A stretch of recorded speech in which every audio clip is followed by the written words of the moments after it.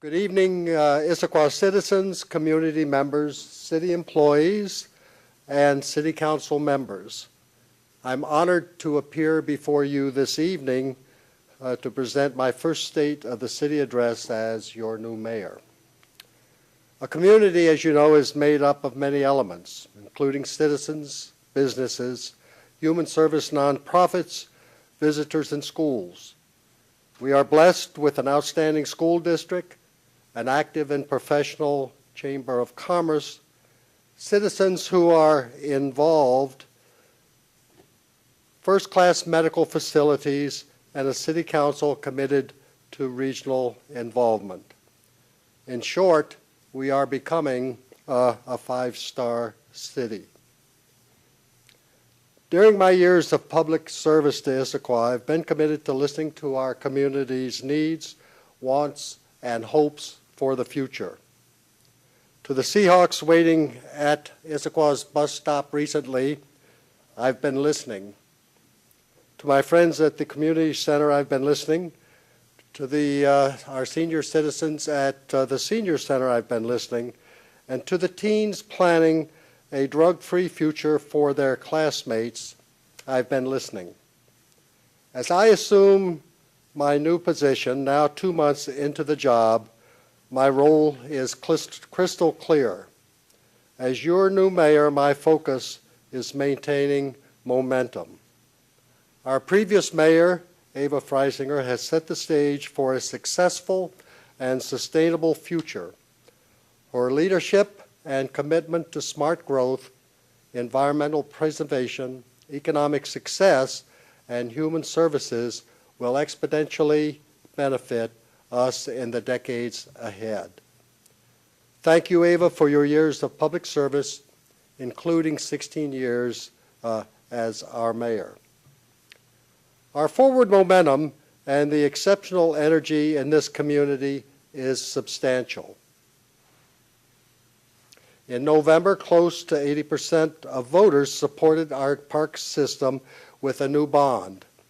Our citizens were overwhelmingly ready to reinvest using their own tax dollars for our future. A new $70 million retail center in the Issaquah Highlands recently opened to happy customers who were anxious to have a grocery store, restaurants, and other services close to home and work. Just a month ago, Issaquah was named the best burb in the West by Sunset Magazine. Meanwhile, we are fiscally responsible. We have a budget where our projected revenues exceed our projected expenditures, and we have a healthy reserve. I'm so proud of our community. We have a lot to celebrate. To maintain this success and continue planning for what's next, I am focused on 4 initiatives as your mayor. First, providing exceptional customer service. Second, partnering with our community organizations.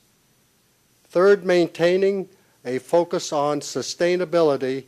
And finally, setting the stage for our future. Under customer service, 2 years ago, our City Council set a goal to become a 5-star city.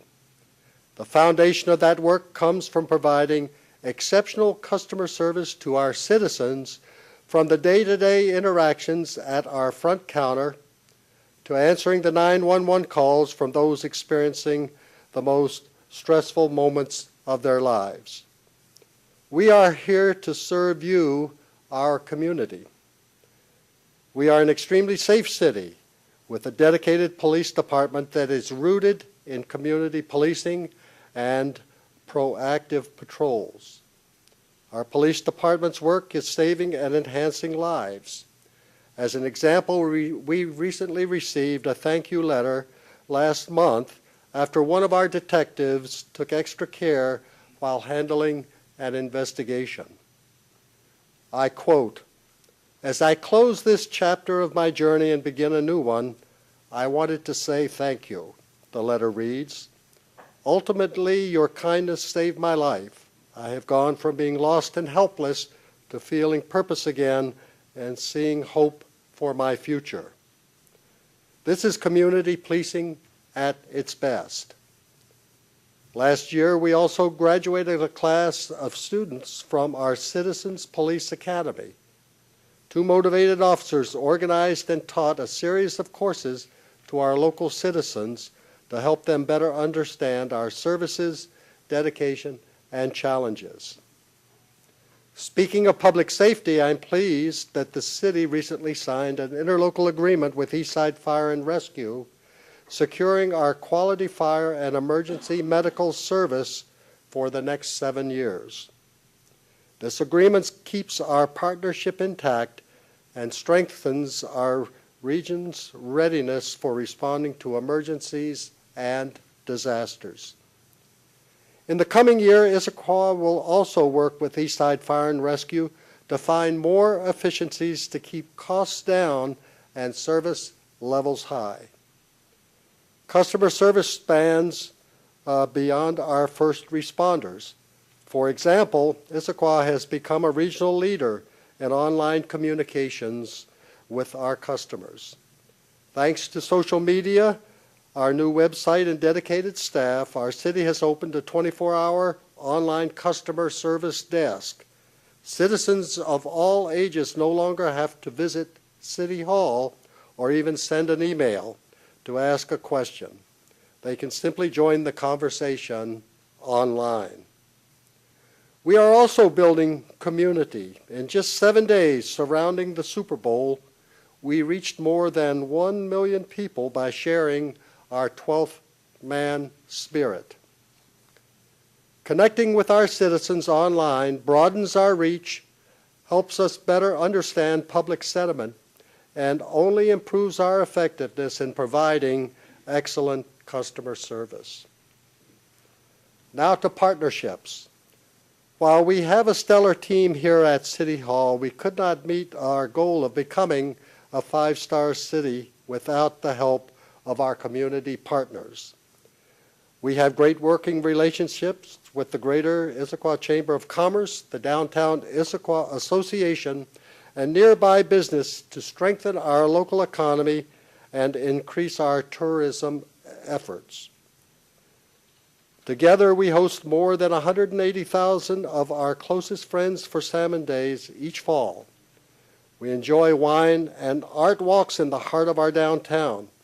And in the months ahead, we will work with our community partners to pioneer innovative ways to attract more visitors to Issaquah. Issaquah also supports all aspects of our children's lives as they grow up in our schools and make memories in this wonderful town.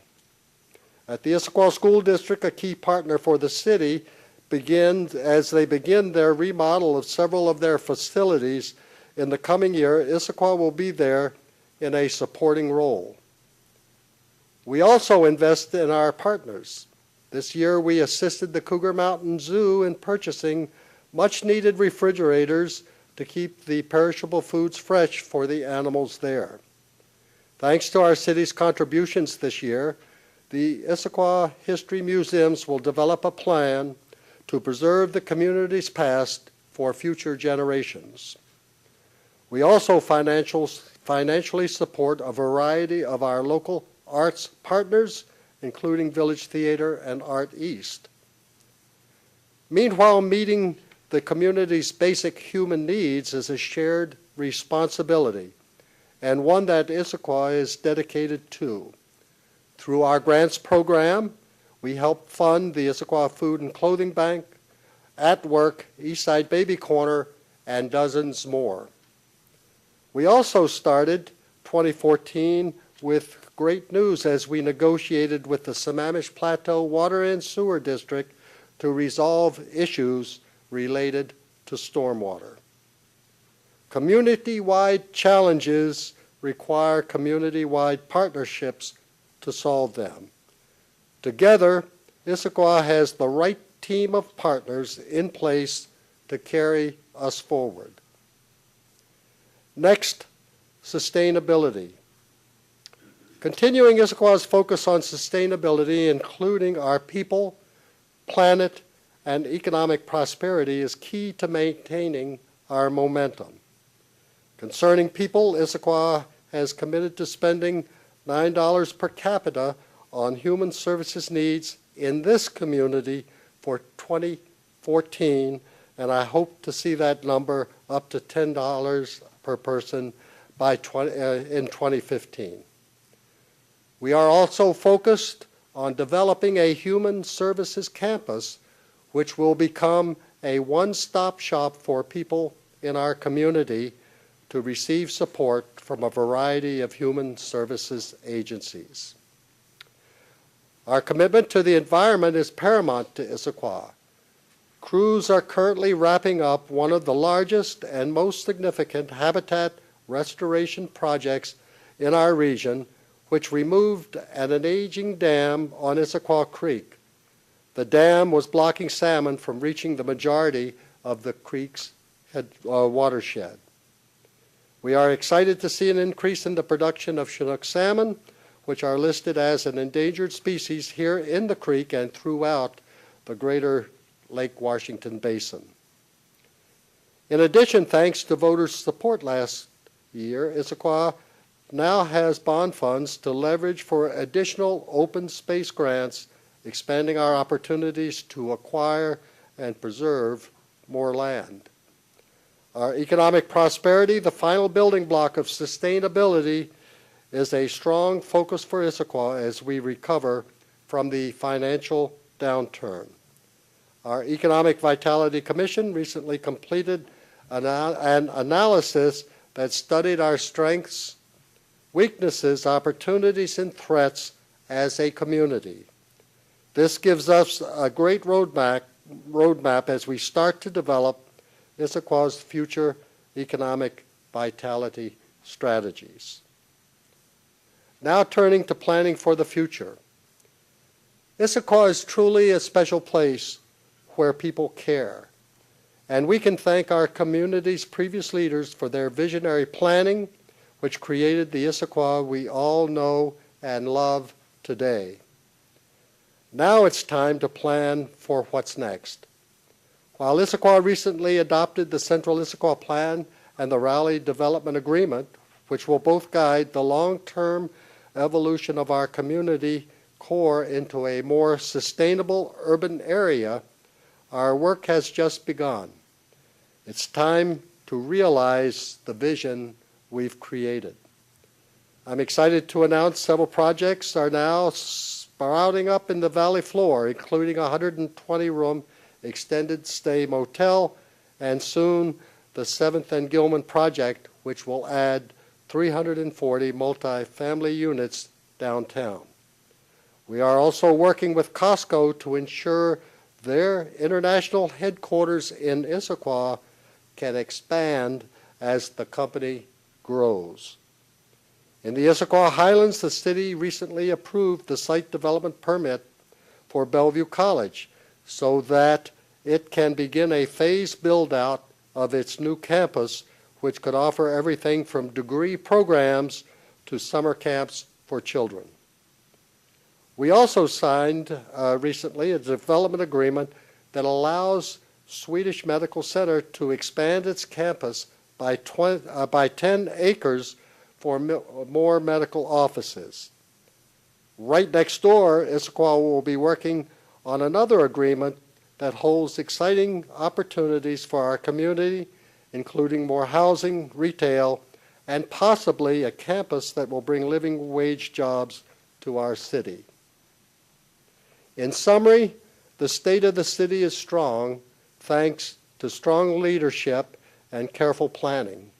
As your new mayor, I am committed to setting the stage for continued successes.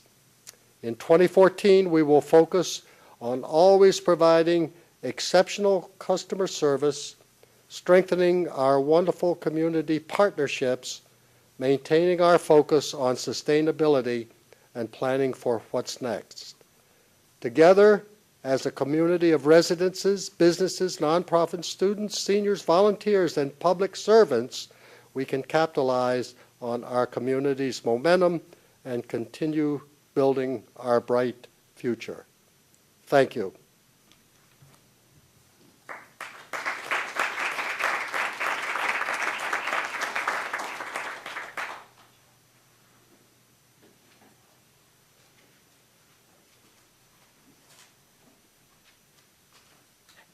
Moving now to audience comments, a few words about guidelines for public participation.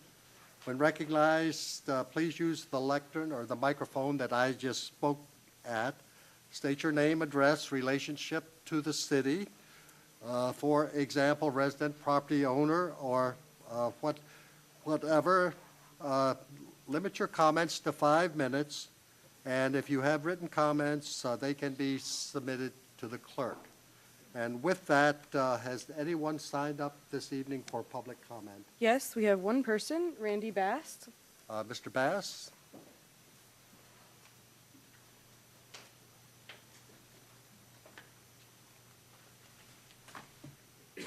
My name is Randy Bass, 871 Bentley Road, Ellensburg, Washington. And my words won't be half as eloquent as the mayor's. He painted a pretty picture of this town, and sure wasn't that way when I was about 5 years old, wandering around this town, thinking about downtown and a feed store right on the corner and unloading trucks of feed, and the town's come a long ways. Anyway, I was here just a few weeks ago, spoke to the council about some property that you're going to be acquiring from me, and I want to talk about the property I have left and its access points. And I've had some discussion with Shelton Lynn 2 or 3 months ago, and of course you probably all saw some of the new streets that you're going to be building. I have copies of newly engineered plans, which show my southerly entrance to my property on 62nd Street, not East Lake Sammamish. That's going to be fine with us. But it seems that the city or the engineering plan is to just give me a right out and a right in on my southern boundary, which is 62nd Street going into Costco. And I have two right now, entrances on 62nd Street.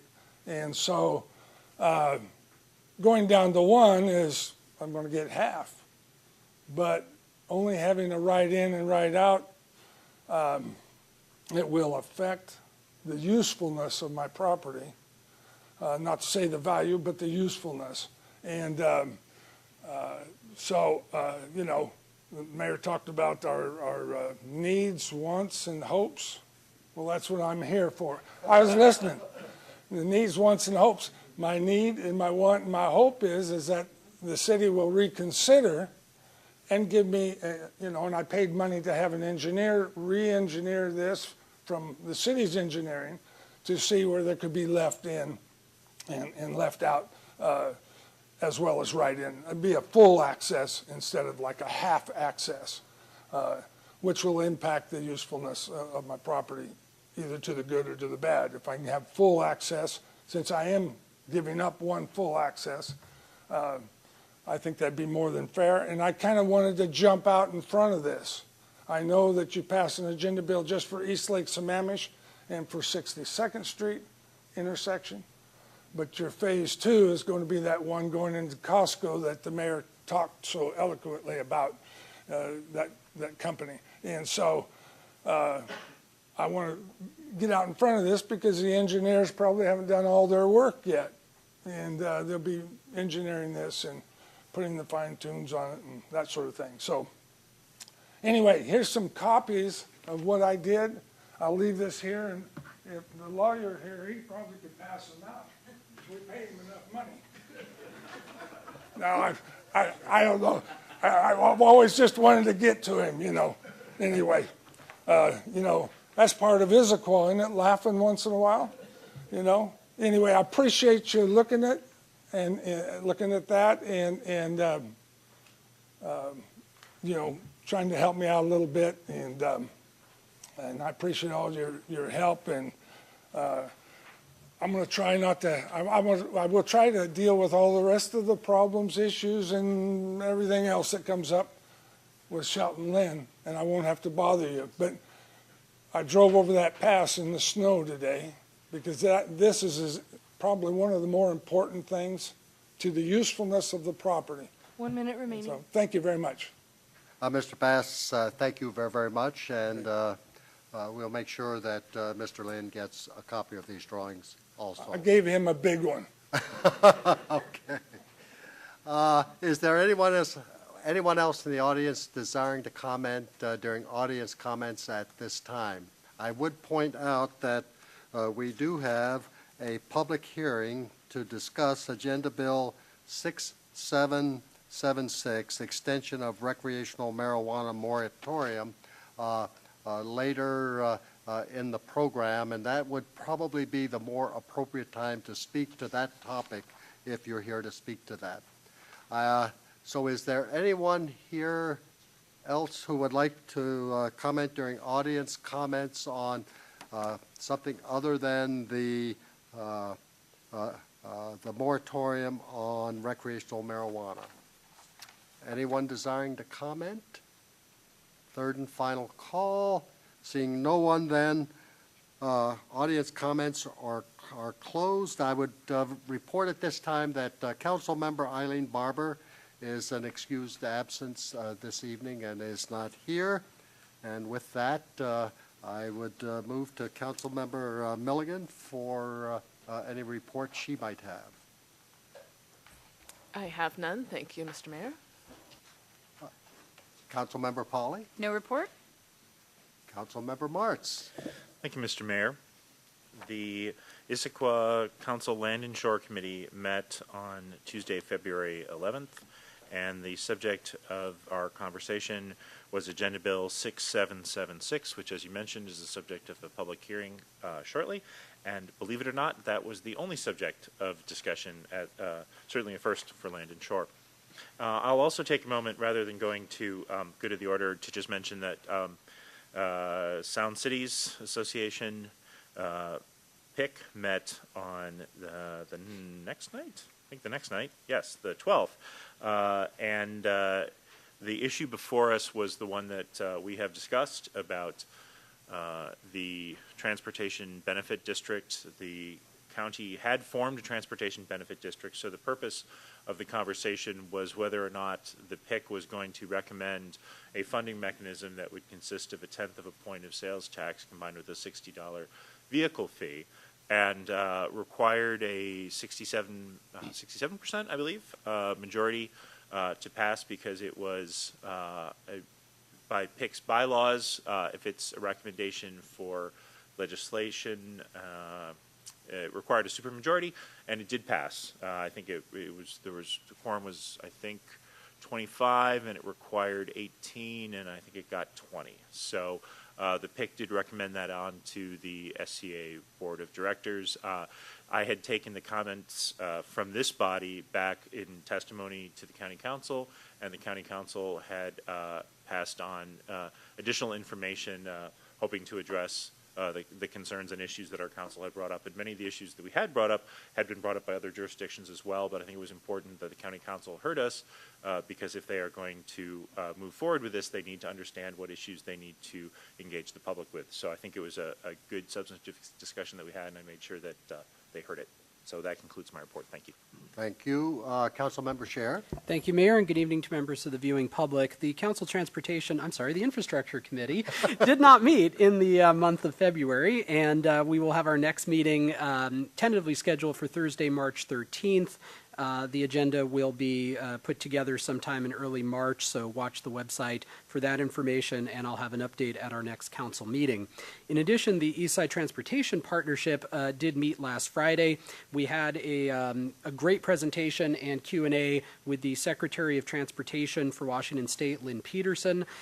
She answered a number of questions and presented on topics wide-ranging from activities in the legislature to the Columbia River crossing to Bertha.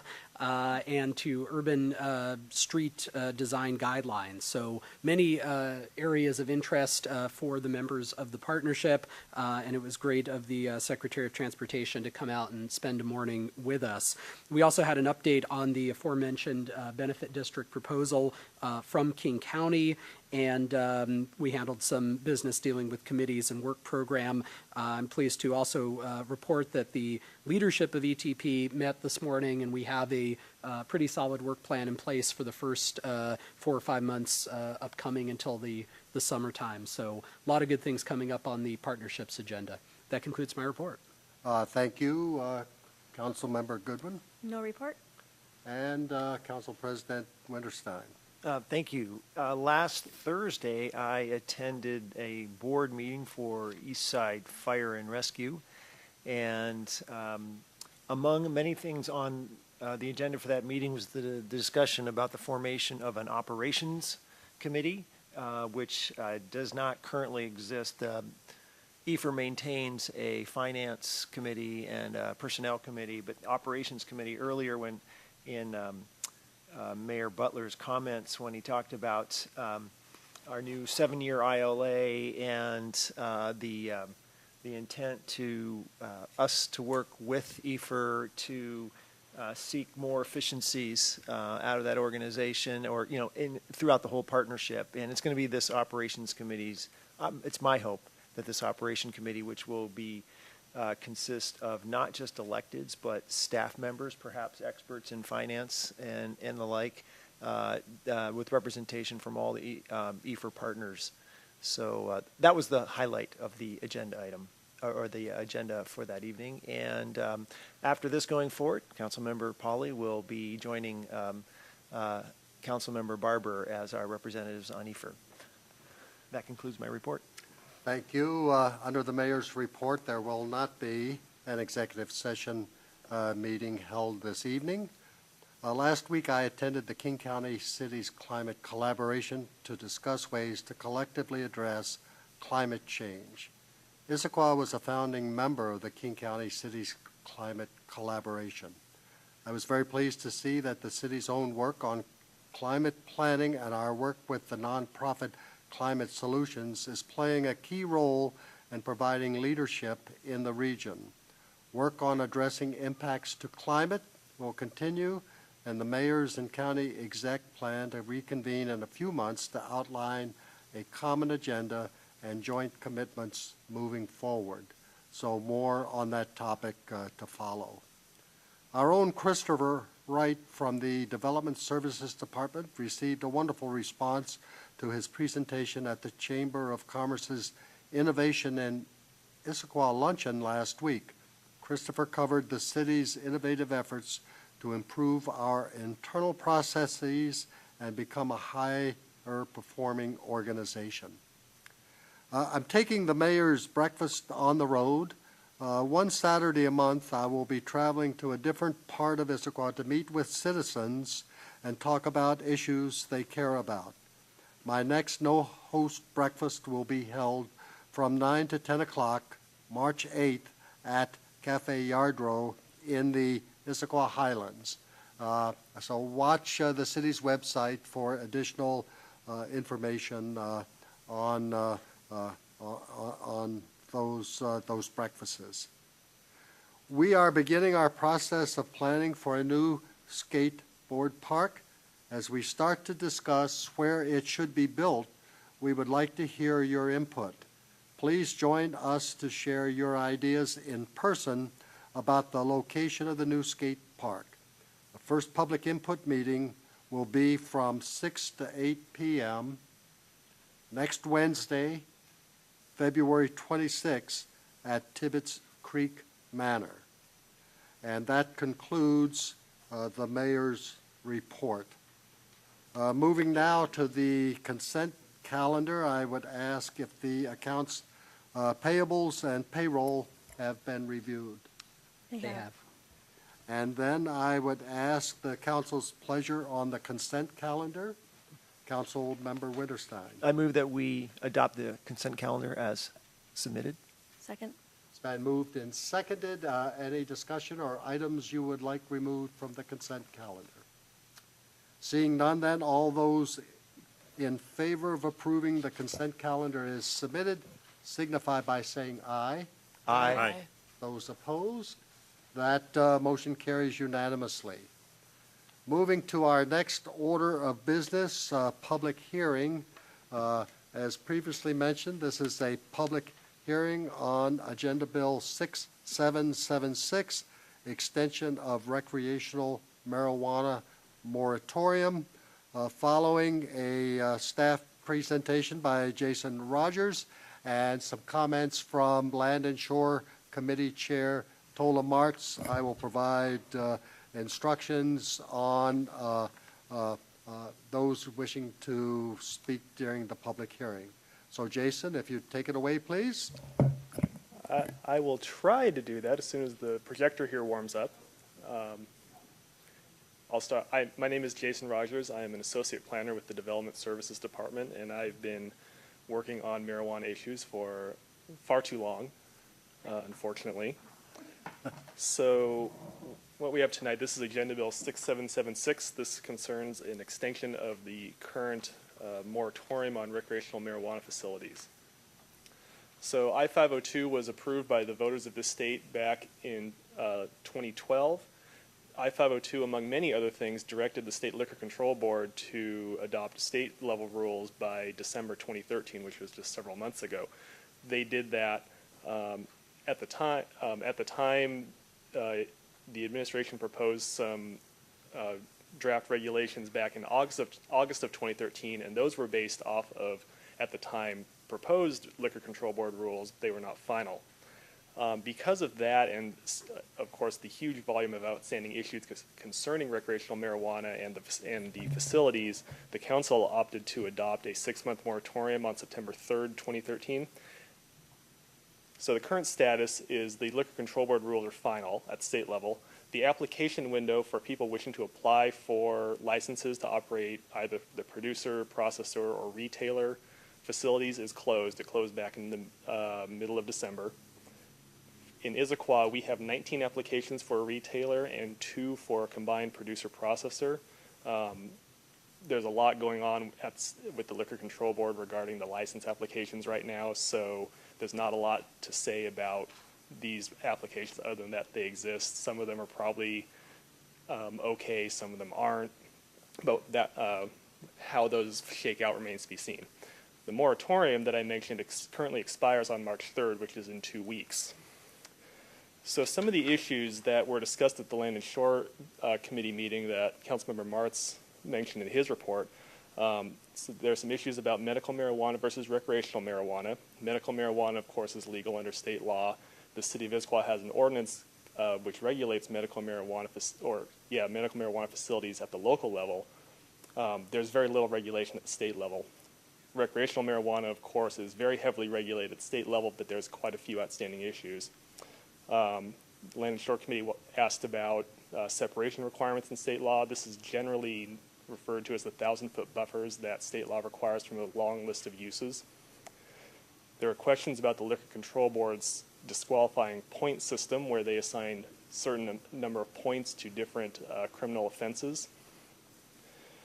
There was discussion about more research into the possibility of a full ban of recreational marijuana at the city level versus the state's options. One thing being discussed in the legislature is the state preempting local regulations of recreational marijuana.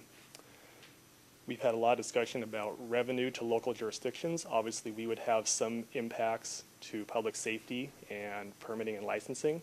It's difficult to quantify those impacts at this time, but that's been another big push at the state level to get some revenue down to the local level to help us out. And then, of course, there's just a whole laundry list of potential legislative actions that could occur, many of which would affect our actions at the local level. So with the moratorium due to expire on March 3rd and the many, many unresolved issues, including the legislative situation and a desire for additional public input, there's a recommendation to extend the moratorium for 4 months. This would go until July 7th. proposed schedule of meetings to get public input and for the administration to answer questions about recreational marijuana and all the various things going on would include another meeting of the Planning Policy Commission in April, a council workshop, and a Land and Shore Committee meeting in May, and possible council action in June. Part of the reason that there wouldn't be another public meeting until April is because the state legislative session, it currently extends until March 13th. As we know, they can extend their session sometime, and so we're trying to allow some additional time for the legislature to figure themselves out. And of course, if they do anything, whether it's a revenue bill, a preemption bill, both, then we would need to go through that and figure out how to respond to it. So that concludes my presentation. Thank you, Jason. Councilmember Martz, for any comments you might have before we open the public hearing? Just that the original bill that was in front of Land and Shore had actually been for 2 months, and after review with city staff, you can see this schedule that would allow the flexibility to incorporate state, whatever the state decides to do, and actually have a little bit of margin on that. We extended it. We asked for it to be extended to 4. So that's why the time that is in front of us today, I think it's important to understand that some municipalities are looking to extend the clock as much as they can. I don't think that's the purpose here, and that this is why you have the bill that we have the bill in front of us. Thank you. The comments related to those desiring to provide testimony are pretty much similar to what I covered under audience comments. When recognized, please move to the microphone. State your name, address, and any relationship to the city. Please limit your comments to 5 minutes or less. And if you have written comments, please provide those to the clerk. And with that, I would ask, has anyone signed up to speak at the public hearing? No, we do not have anyone signed up. Is there anyone in the audience desiring to speak on this topic? I'm going to start right in the front here and then move to the back. And so, sir, if you would come forward and identify yourself. Thank you, members of the council. I'm one of those who ranks public speaking up there as pretty high as their great fear, so I'm sure I won't be as eloquent as some of the others have. I just say that to underscore I felt I needed to come and talk about this issue, so thanks for bearing with me. I, too, heard the mayor's comments. You could identify yourself. I'm sorry, my bad. My name's Steve Pereira, and I live on 170 Northeast Dogwood Street here in Issaquah for about 7.5 years. I listened to the mayor's comments, and you talked about hopes and needs, and it's my hope that Issaquah realize we don't really need recreational marijuana as a form of revenue. I'd rather see a permanent moratorium rather than a temporary moratorium. I recently read in the Issaquah press about the high school students talking about marijuana and its perception, and don't really know that I see how we can say we need recreational marijuana when we don't want high school students smoking marijuana as well. So I guess I don't see the benefit of why we need to have recreational marijuana if the citizens of the state said we can recognize we have the right to, I guess, get high, but I don't know if there's a requirement that we sell or get in the business of producing the marijuana. So I guess I would urge the council not just a temporary moratorium, but a permanent moratorium. And that's really the gist of what I wanted to talk about today. So I'm hoping Issaquah will, in my view, do the right thing and not get into that business. Thank you all.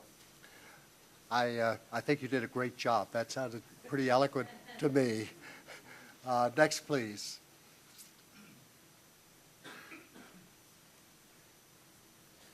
Thank you, Mayor and council members. My name is Robert Milligan. I'm a 10-year resident of Issaquah. I live at 2012 17th Avenue Northeast. And in full disclosure, I happen to be married to one of your city council members.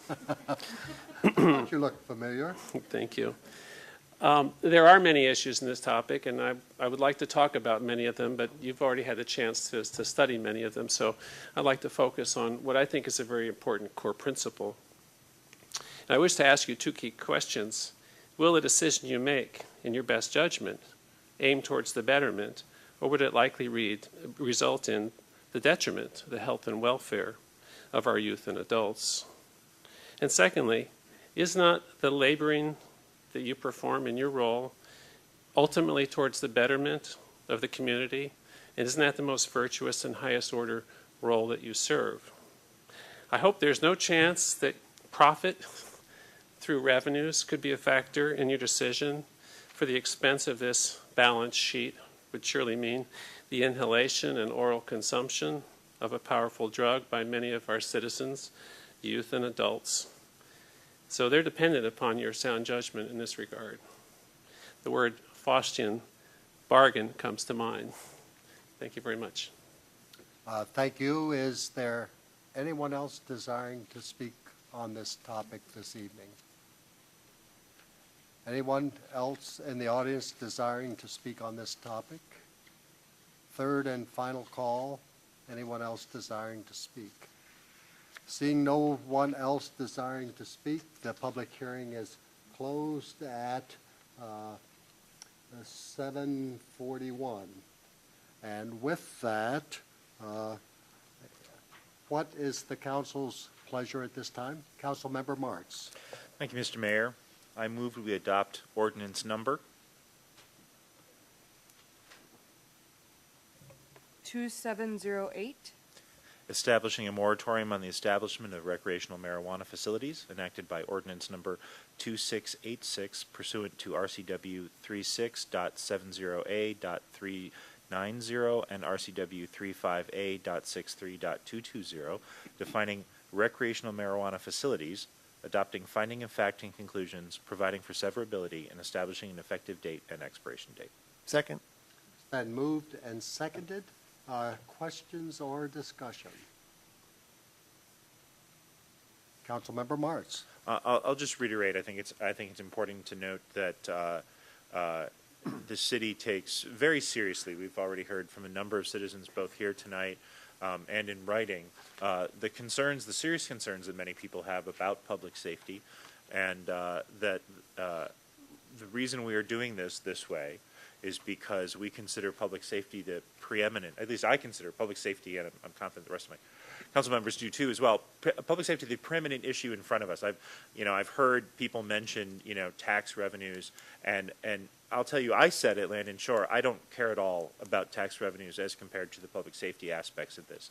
I think the council did a good job when we addressed medical marijuana and got good guidance from our city, including our police chief, on the public safety aspects. And I'm confident that as the legislature addresses these issues and shapes state policy, that this extension of the moratorium is finite and specific and will give us the time to get both public input and staff input to assure public safety the same way we have with medical marijuana. Thank you. Other comments? Councilmember Winterstein. Thank you. Yeah, I believe it's one thing to have voted in favor of I-502, and it's another thing entirely to consider the actual manufacturing, processing, sale, and consumption of marijuana within a community. There's not a lot of precedent. If you read about this at the national level or the world level, in today's world now, communities are coping with the legalization and the use of marijuana, whether to allow it or not. And so I've been on the council for a couple years. There was an issue recently resolved by a public vote that affirmed a council decision. And one of the criticisms we heard was that we didn't allow for enough community dialogue on the topic of the plastic bag ban. And as though we tried very hard to engage the community in that dialogue, we've redoubled our efforts here. So the idea of extending this moratorium, I want to shout it from the rooftops. Look at those dates. Look at these opportunities. I'm very grateful for everybody who's come here tonight to hear this message. I have not made up my mind. I don't know what direction. There's the state law. There's the possibility that we'll consider things like Jason pointed out, additional ones, or maybe we'll consider a complete ban. Those are up in the air. I'm inviting the entire community to participate with us in this process. We've given ourselves numerous opportunities. We're being very deliberate. We're being thoughtful. And again, thank you for coming, and tell your friends and write an email. And no one is going to be able to accuse this council of not giving this community an opportunity. We're here to listen, and you have an opportunity to influence the outcome. So thank you. Other questions? Councilmember Scherer. Thank you, Mayor. So I don't believe that, well, let me put it this way. I believe that a ban should be reserved for the worst of the worst. And it's one of the reasons I didn't support the plastic bag ban. When it comes to marijuana, it's important to have an intelligent conversation on the issue because, as Council President Winterstein just mentioned, there are state laws, there are federal laws, there are scientific issues involved, there are personal issues involved. There is a whole gamut of critical and important things to consider when it comes to this topic. And frankly, the kind of discussion we're having on a city level is something that should be happening on a much broader stage. It should be happening at the state level. It should be happening at the national level. And I wish that other jurisdictions were as detailed and spending the time that they need to get citizen input on these topics because of the heavy weight that this issue carries with a lot of folks and so many different divergent viewpoints on both sides. You know, this is a moratorium. It's not a ban. As was mentioned, we're not making any decisions on whether to allow these types of establishments or not. You know, I can just say from where I sit now, I don't think a ban is a good way to go. It surprises and shocks me when I look at the fact that marijuana is a Schedule I drug, according to the Uniform Controlled Substances Act, and yet drugs like methamphetamine are Schedule II. That's just strange. It's disproportionate. The science doesn't support the policy. So we need to have an honest, intelligent conversation based on real facts and real information. And I think our administration is doing that with respect to taking the time that's necessary for appropriate regulations. And I really applaud this action. And I don't want anyone to think that this is a de facto ban, that we're just extending this moratorium so that we can put it off, and we never have to come to a conclusion. As was mentioned, there are real dates on here.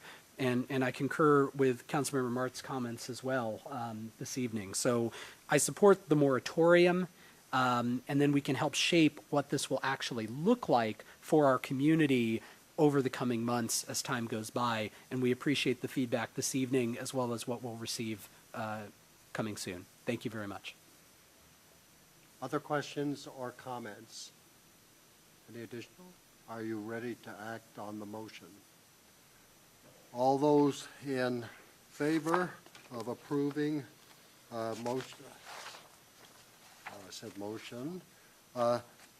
all those in favor of adopting ordinance number 2708, extending a moratorium on the establishment of recreational marijuana facilities enacted by ordinance number 2686 pursuant to RCW 36.70A.390 and RCW 35A.63.220, defining recreational marijuana facilities, adopting findings of facts and conclusions, providing for severability, and establishing the effective date and expiration date, signify by saying aye. Aye. Aye.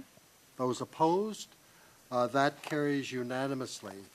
Now moving to, for the good of the order, is there anyone desiring to speak under good of the order? Seeing no one, desiring to speak, I've already said that there is no executive session scheduled for this evening.